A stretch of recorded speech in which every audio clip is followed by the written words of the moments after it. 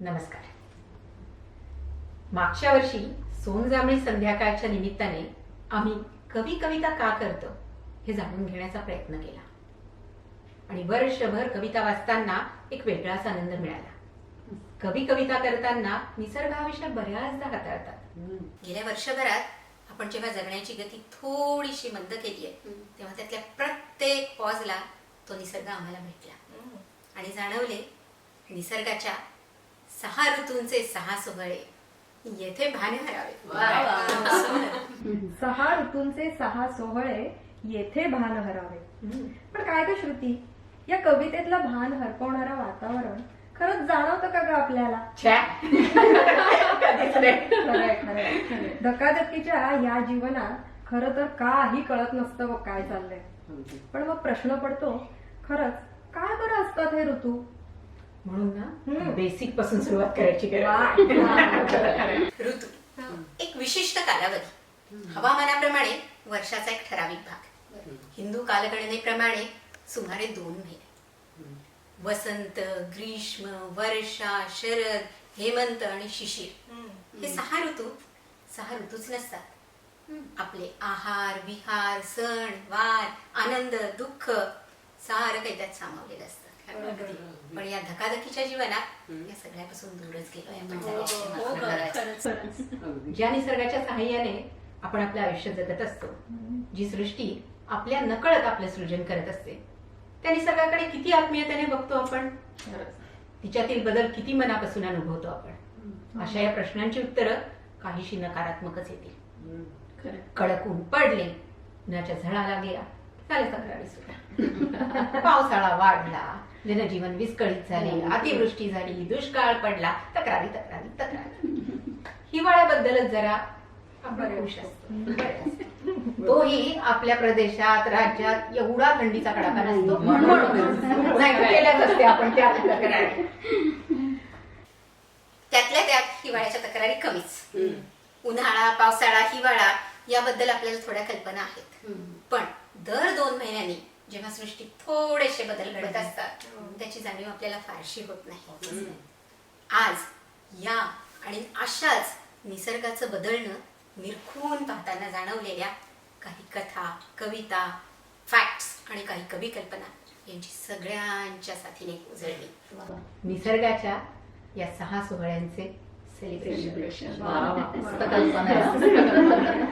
आणि तू जे सांगितले ना 6 सोहळ्यांचे सेलिब्रेशन, याचंच वर्णन महाकवी कालिदासांनी सुद्धा त्यांच्या गुप्तकालीन महाकाव्य ऋतुसंहार याच्यामध्ये पण त्याचं खूप सुंदर वर्णन केलं. हो, आणि म्हणजे ऋतुसंहार म्हणजे जणू एक 6 ऋतूंची एक पूर्ण माळच आहे.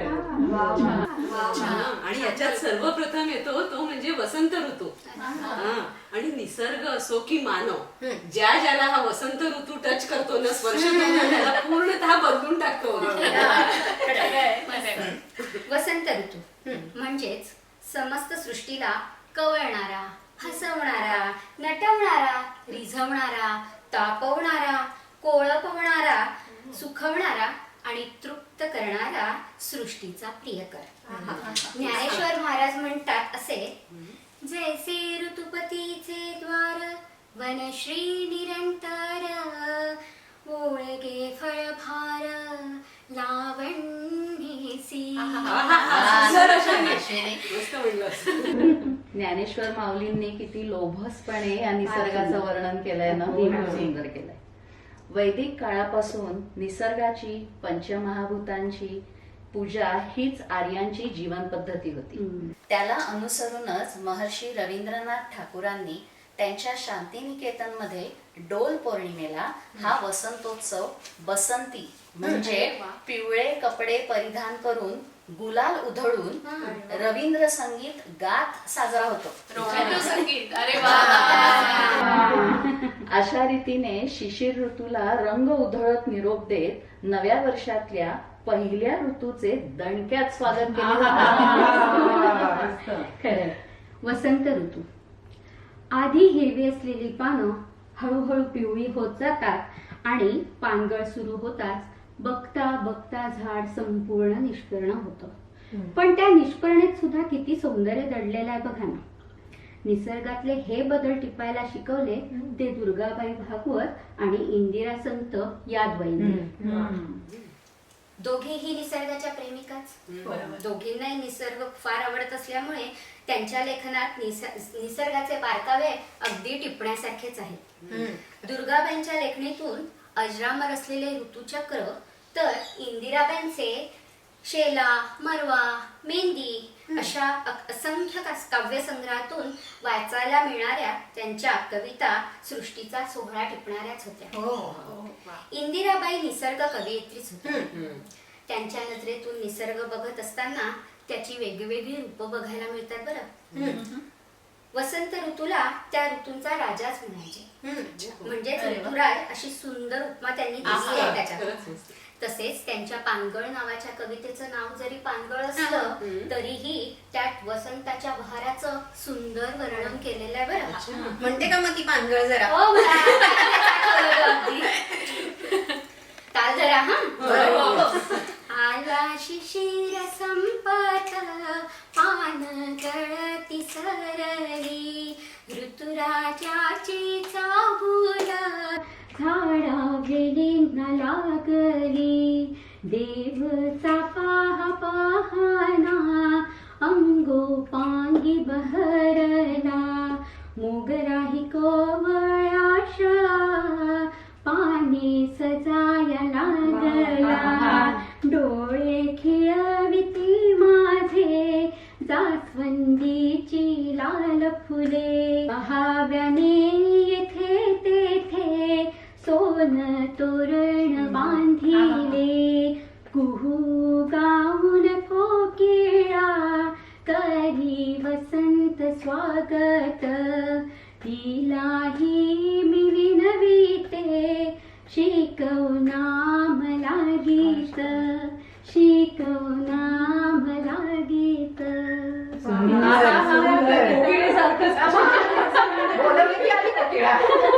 अगं पण तुला एक विचारायचं होतं, तो बहाव म्हणजे तोच ना ग की जो रस्त्याच्या कडेला आपल्याला ती सोनसळी फुलांचे सडे दिसतात. खरं खरं खरं. आज येताना मला ते इतकं सुंदर वाटत होतं बघायला पण. ह्याच बहाव्याचे सोनतरण ही कल्पनाच किती रम्य वाटते बघ. आणि हे इंदिराबाईंना सुचू शकतं ग.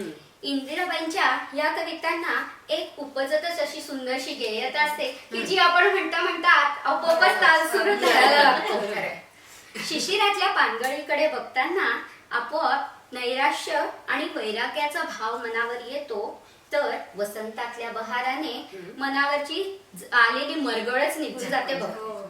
म्हणूनच मला असं वाटतं की जनमानसासाठी हा फक्त एक ऋतू राहत नाही, तर तो एक वसंतोत्सवच बनतो. पाऊस नसताना सुद्धा निसर्ग आपलं नवरूप कसं धारण करतो ना, याचं सारखं आश्चर्य वाटत असतं बघ. मग रानावनात नजर शोधू लागते ती फुलणाऱ्या लाल जर्द पळसाच्या आणि गर्द नारिंगी पानगिऱ्याच्या फुलांना. रानावनात रणरणत्या उन्हात पळसाच्या फुलांनी लगडलेल्या फांद्या दुरून जणू काही अग्निज्वाळाच वाटू लागतात. आणि याच काळात अंगोपांगी भरणारा सोन चाफा आपलं शीतल सुगंधित रूप घेऊन येतो. अशा वेळेस ना डोक्यात चाफ्याच्या वेण्या घालाव्या, गळ्यात पळसाची माळ घालावी आणि पायात सुंदर मोगऱ्याचे पैंजण घालावे असं सारखं वाटतं नाही का? फुलराणी झाल्यासारखं वाटतं. ह्यापेक्षा अजून सुंदर अशी आभूषण ती काय बरं असू शकते? निसर्गाच्या बदलाचे याहून सुंदर ते स्वागतच काय असणार बरं? अगदी खरंय. तू इतकं सुंदर समोरचा पिक्चर आला. आणि अगं म्हणून तर ज्ञानेश्वरीमध्ये ना अश्विनी ज्ञानेश्वरांनी श्रीकृष्णाला कुसुमाकर असं म्हटलेलं आहे. कुसुमाकर म्हणजे कुसुमांची म्हणजे फुलांची निर्मिती करणारा. समर्पक वाटतंय अगदी. आणि याच गीतेमधल्या कृष्ण बाप्पाने आपल्याला सगळ्यांना सांगितलेलंच आहे की जे जन्माला येतं ते लयालाही जातं. त्याचप्रमाणे वसंत ऋतूही हळूहळू सरायला लागतो, उन्हाळ्याचा दाह वाढायला लागतो आणि ग्रीष्म ऋतूचे आगमन होते. बघ ना ग, जीव नको समायला लागतो. उन्हाळा आला हेच ज्याच्या त्याच्या तोंडी येतं. यावरून आठवलं रेणुका खोत नावाच्या एक लेखिका आहेत ज्यांचा याच नावाचा एक लेख आहे. ते जे फेसबुकवर लिहितात त्याच ना ग? हो हो, त्याच वाचून दाखवते. अगदी अनेक वर्ष मनात होतं की उन्हाळा आला की पाण्याचा एक माठ विकत घ्यायचा. अहो पण फक्त मनात असून चालत नाही हो. नगरला आजीकडे एक होता माठ. त्यात तरंगणारा वाळा, त्यावर लावलेलं पांढरं शुभ्र फडकं, त्यावरती माठातलंच अर्धा एक फुलपात्र मध्ये मध्ये ओतत राहील. गारीत गार पाणी, त्यापुढे फ्रीजचं गार ढम्म पाणी नको रे बाबा. त्या पाण्याला एक मस्त वास होता, चव होती, आजोळची चव. जी आजोळ आता संपलं, लयास गेलं तरी जिभेवर रेंगाळते. त्याने मन तृप्त होत असे. उन्हाळ्यात या अशा लहान सहान गोष्टी केल्याने कितीतरी फरक पडतो नाही. हो. मन शांत गार असलं की काहिलीही जरा कमी होते. 2 वाळे विकत घेतले आठवणीनं. माठ तर घेतलाच. एक तुळशीचा रोप एका मोठ्या मातीच्या कुंडीत खोचून घेतलं. तिथेच एक आजी झेंडूच्या फुलांचे भगवे पिवळे वाटे घेऊन बसली होती. 10ला 1 वाटा. 2 वाटे विकत घेतले. घरी आल्यावर त्या फुलांच्या पाकळ्या काढून ठेवण्यात 5-10 मिनिटं राहून गेली. त्या फुलांचा तीव्र केशरी अरोमा हातावर अंगावर सरपटत चढला. पाकळ्यांचा मऊ मुलायम स्पर्श त्यातला ओलावा सुकावून गेला. पाकळ्या वाळत घातल्या. आता घरासाठी पातळ तलम पडदे विकत घ्यावे लागते. धुवट रंगाच्या सुती, लखनवी, चिकनकारीच्या पातळ कापडांचे कुर्ते शिवण्याचे वेळ लागते. आणि मग टेलरच्या दुकानाच्या फेऱ्या सुरू होती. आणि तो कधी नाही देत वेळेवर. रंगबिरंगी ओढण्यांनी तापलेल्या डोक्याच्या कढयांवर झाकणं घालायला सुरुवात होईल. दही भात, ताक, लिंबाचं सरबत, आवळ्याचं सरबत, पन्ह सुरू होईल एक एक. पोलपाटावर लाटून केलेली वेलचीची भरड हवेवर तरंगायला लागली. आणि मागे राहिलेल्या सालांना चहा पावडरच्या डब्यामध्ये कैद केले. ताकाचे गंजच्या गंज भरतील, झुलतील. लोण्याचे गोळे वर येतील. लोण्याच्या ताकाचा भाव वधारेल. न चुकता चिनी मातीच्या बरणीत साय दुधांचे विरजण पडेल. फारच तलखी आली तर वाफेवरच्या भातावर फक्त तूप बीट पेरून तो तूप भात लोणच्याची फोड शेजारी घेऊन बसेल. त्यावर पोह्या पापडा तर सुरू असेलच. अजून अवकाशानं मग हातांचा व्यायाम सुरू होईल. पिकलेल्या आंब्याच्या कच्च्या पक्क्या वासानं घरादाराला जिभा फुटते. उष्ण घट्ट जराशा गाठी मागे ठेवलेला, न गालेला बस पिलेला रस वाढता वाढता नाकेनऊ येईल. आंब्याच्या पेट्या घरात यायला लागल्यावर कसं श्रीमंत झाल्यासारखं वाटतं की नाही. मला ह्यावर काय आठवलं माहितीये? लहानपणी आपण बघ गावी जायचो तेव्हा आम्ही गेलो ना भावंडांबरोबर की कधी येतो छतावर आंबा पडला आणि आम्ही भावंड धावत जाऊन आंबा घेऊन येतो. आणि त्यामध्ये शर्यत असायची, एवढी धमाल यायची ना, खूप मस्त. पिकला का गो, पिकला का? त्यावर एकच पिकलाय फक्त माझ्या असं म्हणून कळ काढायला सुरुवात होईल. क्वचित कुरड्यांचे तळण निघेल, मग ढेकर येईल. दुपारची झोप वाईट असते असं म्हणून क्षणात तंगड्यापासून देहाच्या उभ्या रेषा क्षणात अजिबात वाईट नसते दुपारची झोप.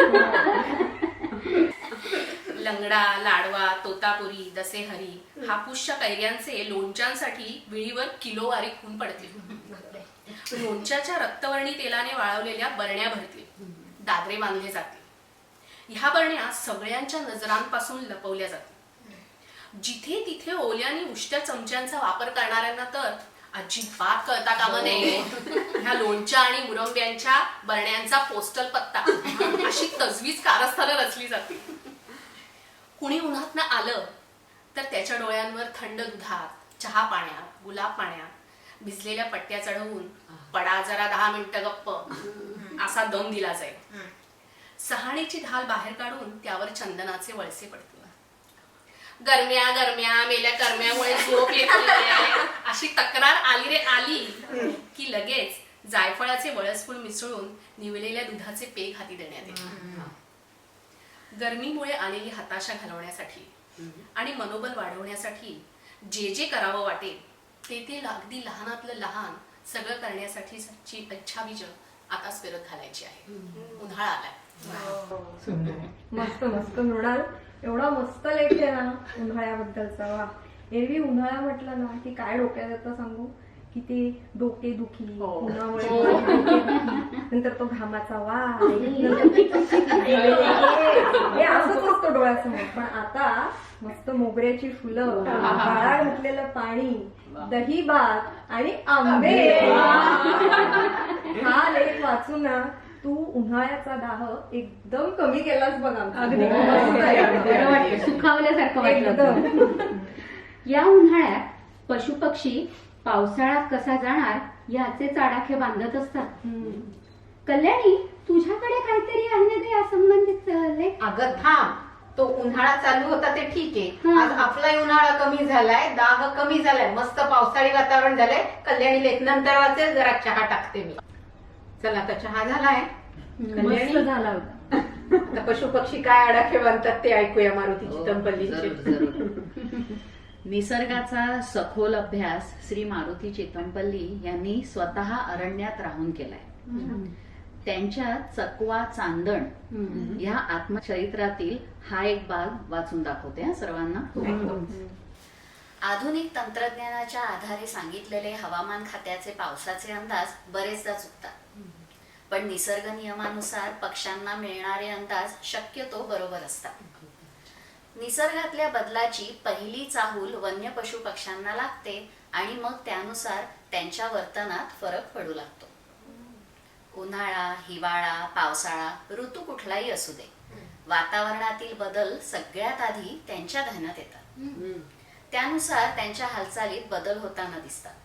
कारण पक्षीजात अत्यंत संवेदनशील आणि बदलत्या हवामानाशी स्वतःला जुळवून घेणारी निसर्गाची निर्मिती आहे.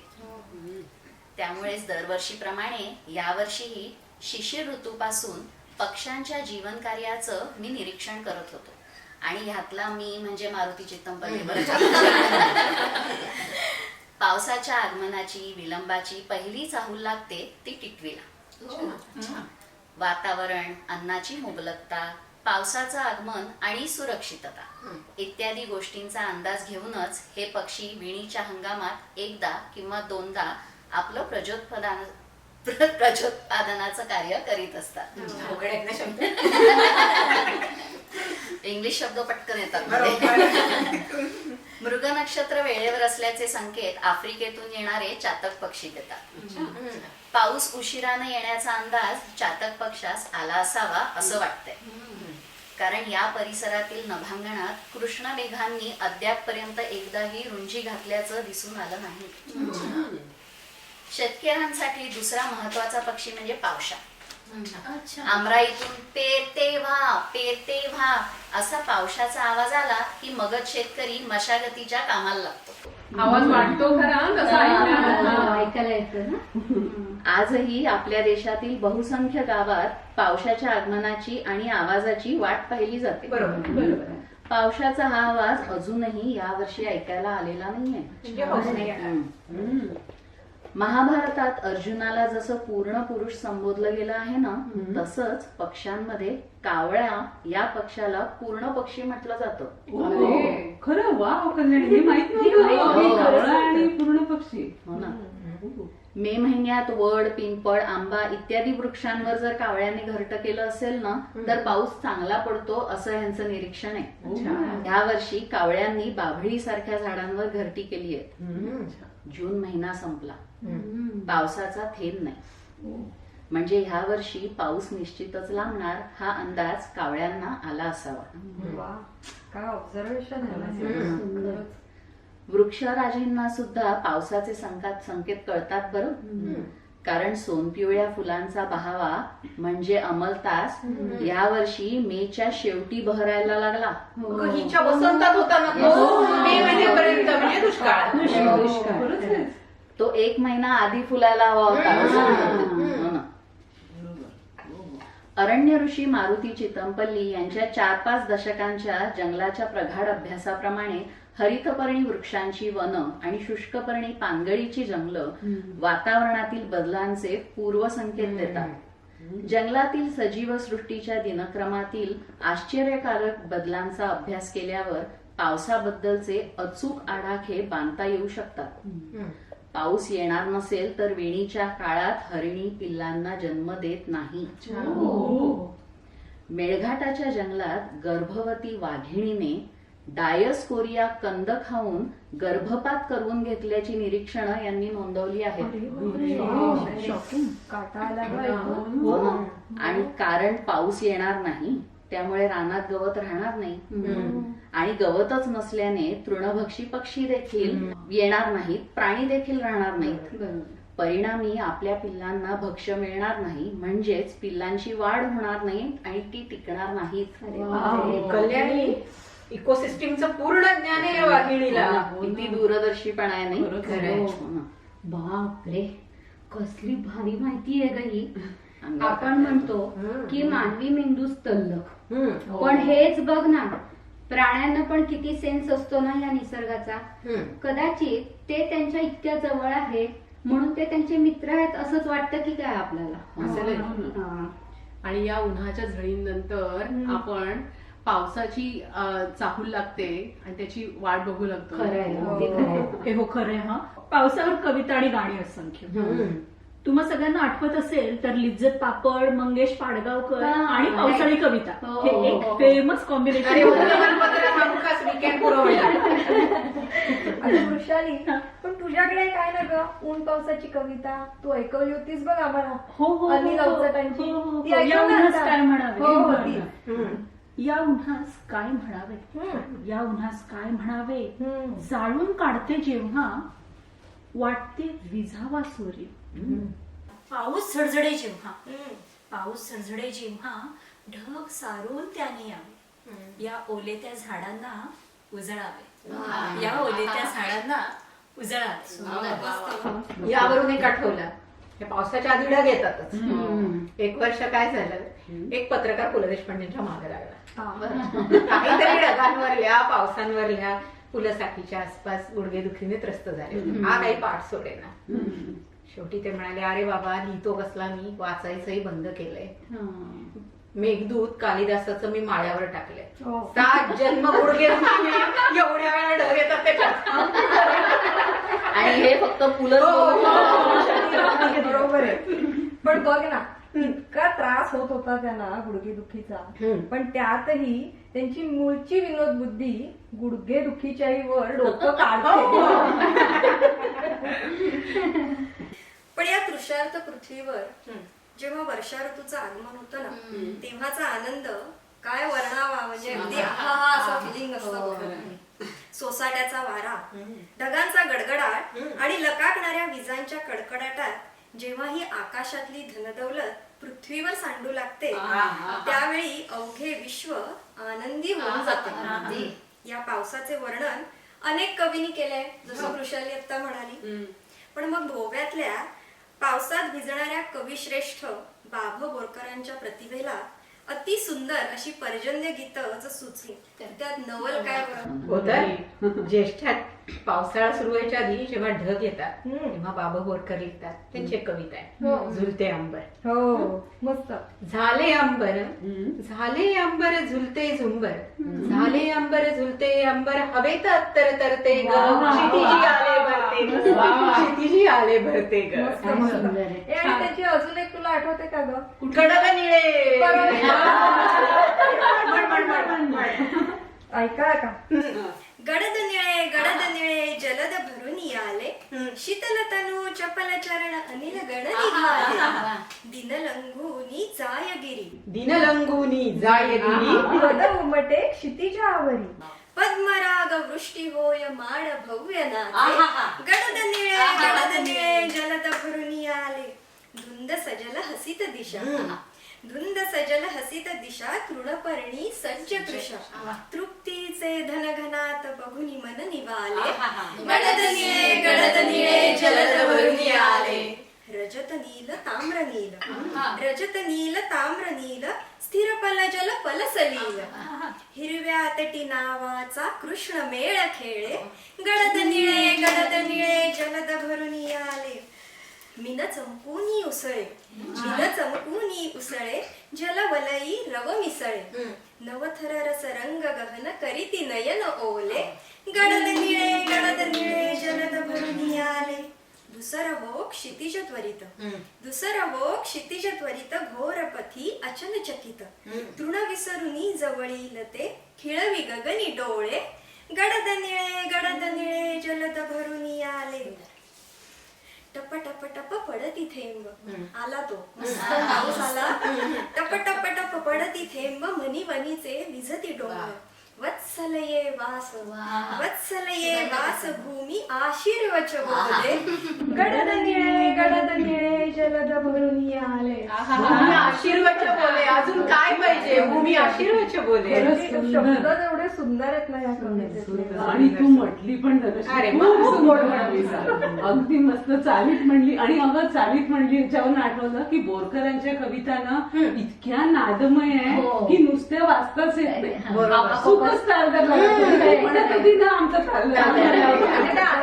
म्हणून मी आणि बोरकर स्वतःच्या कवितांना स्वतः चाल द्यायचे आणि सादरही करायचे. सुंदर सादरीकरण असेल. त्याच्या मातीतला अतिशय सुंदर कवी. आता हा असा वर्षा ऋतू सरता सरताच आकाशात चांदण्याचा वावर वाढतो. रात्री मोठ्या होत जातात आणि निसर्ग ऋतू बदललाय हे हळूच सांगतो बरं का. वर्षानंतर येतो शरद. रघुवंश काव्यात कालिदासाने शरदाच्या आगमनाची एक खूण सांगितली. त्यात म्हटलं जातं पुंडरीक नावाचं कमळ उगवतात. हे पुंडरीक कमळ काही आपल्याला माहित नाही. आणि त्याचबरोबर काशतृणाला फुले येतात. काशतृण म्हणजे कुठलं? हो ना, कुठलं? सगळीकडे पाण्याच्या काठाला उगवतं ना तांबूस रंगाचं गवत. तेच त्याला तुरे येतात तांबूस रंगाचे. नावाचा कधी विचारच केला नव्हता. पण हे तुरे येतात तेव्हा शरद ऋतू सुरू होतो. तुरे बघितलेत आपण. पण तेव्हा ऋतू चेंज होतो हे माहित नाही. शरद ऋतू हा रात्रीच्या सौंदर्याचा ऋतू आहे. आकाशातली निळाई हळूहळू स्पष्ट आणि गडद होत जाते. तारांगण निरखावे ते शरदाच्या रात्रीच. इतर कोणत्याही ऋतूंना रात्रीच्या सौंदर्याचं हे वरदान नाही. शारदात येणारे सण देखील रात्रीशी निगडीत आहेत. कोजागिरी पौर्णिमा, त्रिपुरारी पौर्णिमा आणि आपली दिवाळी. शरदातली रात्र, चांदणं आणि चकोर पक्षी हे एक गुढ आहे. हा कवी कल्पना वाटायची मला. जसं की कल्पवृक्ष, कामधेनू, परीस सगळ्या गोष्टी कथांमधल्या. पण हा समज नाहीये. हा मारुती चित्तमपल्लींनी याला शास्त्रीय जोड देऊन त्या चकोराला मान्य केलंय. तो नाकारला नाहीये त्यांनी. त्यांनी म्हटलंय शरद ऋतूत चकोरीची पिल्ल तिच्या आई बरोबर बाहेर पडतात जंगलात रात्री. वाळवीला दिवसा ऊन नाही सोसत, त्यामुळे वाळवी पण रात्री बाहेर पडते. वाळवी असते चंदेरी रंगाची. चांदण्यात चकोरीच्या पिल्लांना वाळवी सापडणं सोपं जातं. ही चकोरीची पिल्ल चंदेरी वाळवी खातायत, पण कवी मन असते चांदणं टिपतायत म्हणतात. आहे की चांदण्याची मजा. नाही पण हे खरं आहे. हा आणि बघ शरदात चांदण्यांची बहार असते. हो. आणि त्यातच येते ती शरद पौर्णिमा. अरे म्हणजे शरद ऋतूतला अश्विन महिना आणि अश्विन महिन्यातली अश्विन पौर्णिमा म्हणजेच कोजागिरी पौर्णिमा बरं का. किंवा शरद पौर्णिमा देखील म्हणतात त्याला. या पौर्णिमेला अजूनही बरीच नावं आहेत. बंगाली लोक याला लोखी पूजा म्हणतात. तर कुणी कौमुदी पौर्णिमा देखील म्हणतात. कोजागिरी पौर्णिमा, को जागरती म्हणजे कोण जागे आहे, कोण जागृत आहे असे विचारीत दुर्गादेवी सर्वत्र फिरते. नवरात्राचे 9 दिवस शक्तिबुद्धीच्या देवतांचं आराधन करावं. विजयादशमीला विजय संपादनासाठी सीमोल्लंघन करावं. त्यानंतर येणारी ही पौर्णिमा.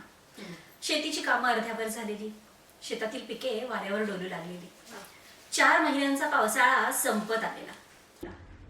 काही भागात नवीन पिके हाताशी आलेली, अनेक भागातील ही नवान्न पौर्णिमा.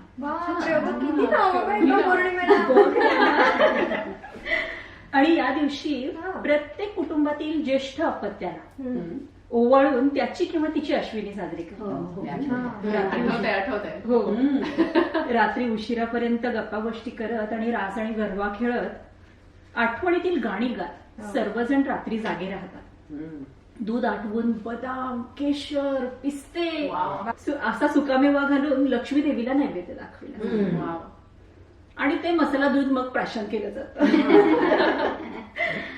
चंद्र आपल्या सौम्य प्रकाशात सबंध पृथ्वीला न्हाऊ घालत असतो. कोजागिरी पौर्णिमेच्या अनेक कथा आहेत बरं का. सांग की माहिती असेल तर एखादी. एक छोटीशी कथा माहिती आहे. एकदा एक राजा आपलं सगळं वैभव गमावून बसतो. त्याची राणी महालक्ष्मीचं व्रत करते आणि लक्ष्मी देवी तिला प्रसन्न होते. त्यानंतर राजाचं सगळं वैभव संपत्ती त्याला परत मिळते. असं म्हणतात की महालक्ष्मी मध्यरात्री चंद्रमंडलातून पृथ्वीवर येते आणि चांदण्याच्या प्रकाशात अमृत कलश घेऊन ती प्रत्येकालाच विचारते की को जागरती, को जागरती. म्हणून म्हणजे याचा अर्थ असा की आपल्या कर्तव्याला कुणी जागृत आहे का, कुणी जागा आहे का. आणि म्हणून तिच्या हाकेला साथ देण्यासाठी सगळेजण जागे राहतात. मग तिची वाट पाहणाऱ्या, साथ देणाऱ्या सगळ्यांना ती अमृत म्हणजेच लक्ष्मी देवीचं वरदान देते. कोजागिरीचं शीतल चांदणं अंगावर घेतलं की मनशांती, मनशक्ती आणि उत्तम आरोग्य देखील लाभतं. अरे वा वा वा. आणि असे मित्रमैत्रिणी, आप्तेष्ट आणि चांदणं आणि ते आटी अजून काय पाहिजे गप्पांचे पण रंगायला नाही का. बापरे, आता ठरवा कोजागरी कोणाकडे करायची. आणि असा हा गप्पांचा फड रंगत असताना हळूहळू जाणवायला लागते ती म्हणजे उबदार थंडी. आता थंडी म्हणजे शरद, हेमंत आणि शिशिर हे ऋतू. थंडी हा म्हणजे हेमंत हा ऋतू आरोग्यासाठी सर्वात बेस्ट ऋतू. या पुढच्या म्हणजे या ऋतूत पुढच्या वर्षातील आरोग्याची पायाभरणी होते पूर्ण. त्याच्यामुळे या ऋतूमध्ये आहार, व्यायाम आणि उपचार या तीनही बाजू जर व्यवस्थित सांभाळल्यानं तर सगळं संपूर्ण वर्ष सुंदर जातं. कारण हिवाळ्यात शरीरस्थ अग्नीला निसर्गतःच शक्ती मिळते. त्याच्यामुळे तुम्ही जर बघाल तर थंडीमध्ये भूक नेहमी जास्त लागते.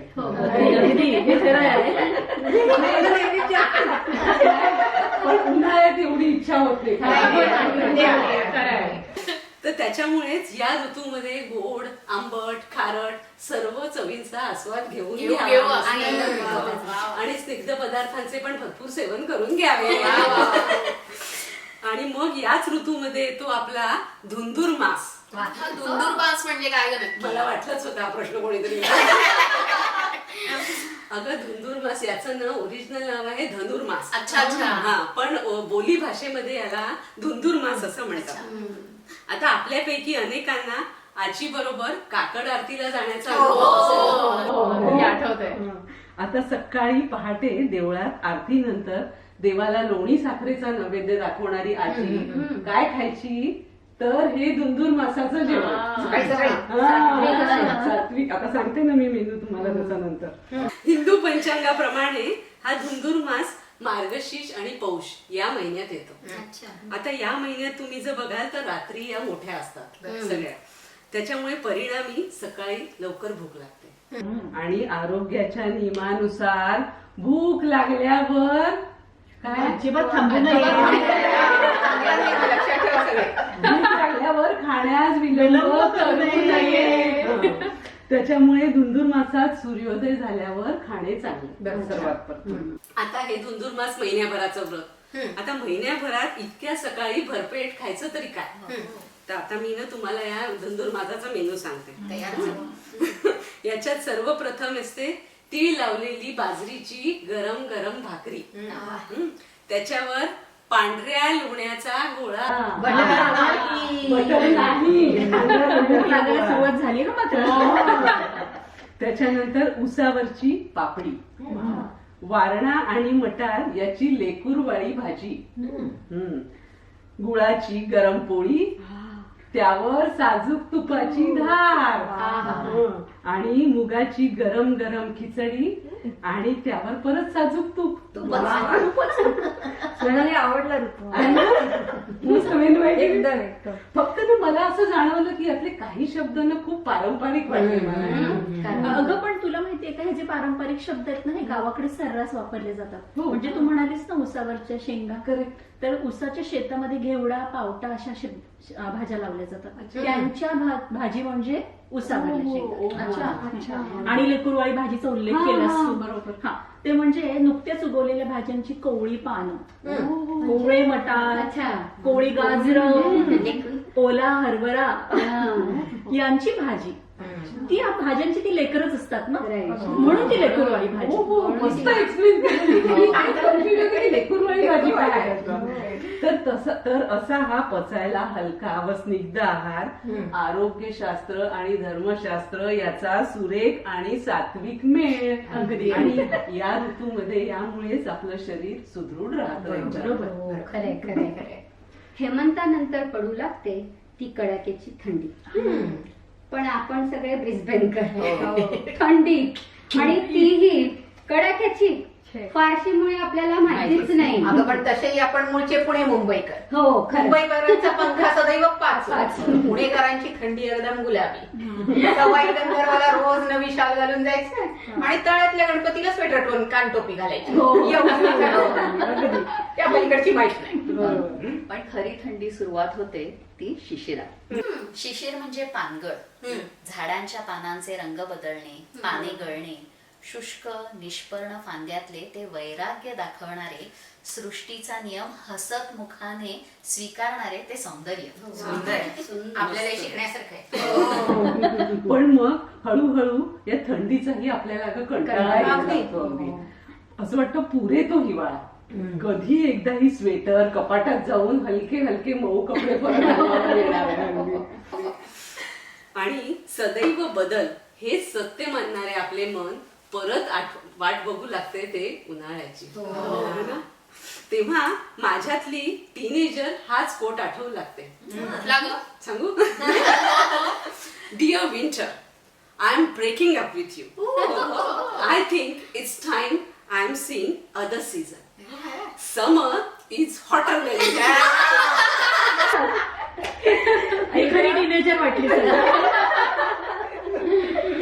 सोनाली बिचारा का तो शिशिर तर ब्रेकअप झाला. तुझ्या या वाक्याने तो निघून गेला, पळून गेला तो. आणि असा हा शिशिर संपत आला की परत येतो तो वसंत ऋतू. आणि पूर्ण होतं सृष्टीचं एक ऋतुचक्र. बरोबर. म्हणूनच एक अनामिक कवी यांना एकत्र बांधताना म्हणतो, झुळझुळ वारे वाहू लागले, झुळझुळ वारे वाहू लागले, लाल पालवी तरुवरी, फळा फुलानी लवल्या वेली, आंबेराई मोहरली. आभाळाचे निळे निळेपण, आभाळाचे निळे निळेपण, कुहू कुहू कोकिळा करी, आनंदी आनंद गड्यानो, वसंत आला घरोघरी, वसंत आला घरोघरी. ग्रीष्म पातला सूर्य तापला, ऊन कडक जिकडे तिकडे, खूप तापते जमीन ती जवर, जागो जागी पडती तरी. वारे सुटले मेघ उसळले, गडगडती ते आभाळी, वीज कडकडे लख लख करुनी, सर सर सर वर्षा आली.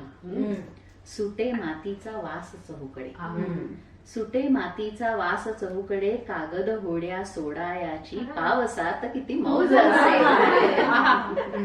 शरद येई अन मेघ पळाले, शरद येई अन मेघ पळाले, गुबगुबीत जणू पळतीच असे. कुरडे हिरवी गार चहूकडे, हिरवे हिरवे मळेत असे. हिरवी झाडे हिरवी शेते, हिरवी झाडे हिरवी शेते, तुडुंब भरले तळे निळे, चांदण्यात अन बागडण्याची, हौस सारखी मनी उसळे, हौस सारखी मनी उसळे. हेमंताचे दिवस पातले, हेमंताचे दिवस पातले, भरे हुडहुडी अंगात, शेतकऱ्याची गोफण फिरते गरगर भरल्या शेतात. हवे हवेसे ऊन वाटले, हवे हवेसे ऊन वाटते अंगणात आजी बसते शेकोटीच्या भोवती रात्री गप्पांना भरती येते. उदासवाणा शिशिर ऋतू ये, उदासवाणा शिशिर ऋतू ये, पाने पिवळी पडतात. सोसाट्याच्या वाऱ्या संगे झरझर झरझर गळतात. झडून पाने झाडे सगळी केविलवाणी दिसतात, केविलवाणी दिसतात. 6 ऋतूंचे चाक फिरत असे, 6 ऋतूंचे चाक फिरत असे, शिशिर ऋतू ही जाईल हा, वसंत सांगे मीही येतो, वसंत सांगे मीही येतो, हळूच मागो माग पहा, हळूच मागो माग पहा. अगदी खरंय. हे चक्र अव्याहतपणे असेच चालू राहणार. सृष्टीच्या आधी कालापासून चालत आलंय आणि अंतापर्यंत चालतच राहणार. परिस्थितीने वेळ देऊन आपल्याला कविता वाचायला शिकवलं. त्या कवींनी आपल्याला निसर्ग दाखवला. त्या निसर्गाने आता ऋतुचक्र बघायला शिकवलंय. धकाधकीच्या जीवनात छोटासा पॉज घेऊन त्या निसर्गाकडे बघायलाही शिकवलंय. त्यातला आनंद समजावलाय. आता हे ऋतुचक्र इथून पुढे कुठल्या मार्गावर नेणार ते बघूया हळूच. पण तुर्तास तरी आता आपण थांबूया याच वळणावर. पण पुन्हा भेटूया परत आपल्या नवीन चक्रांबरोबर. सोनजांभळी 3, धन्यवाद. धन्यवाद. धन्यवाद.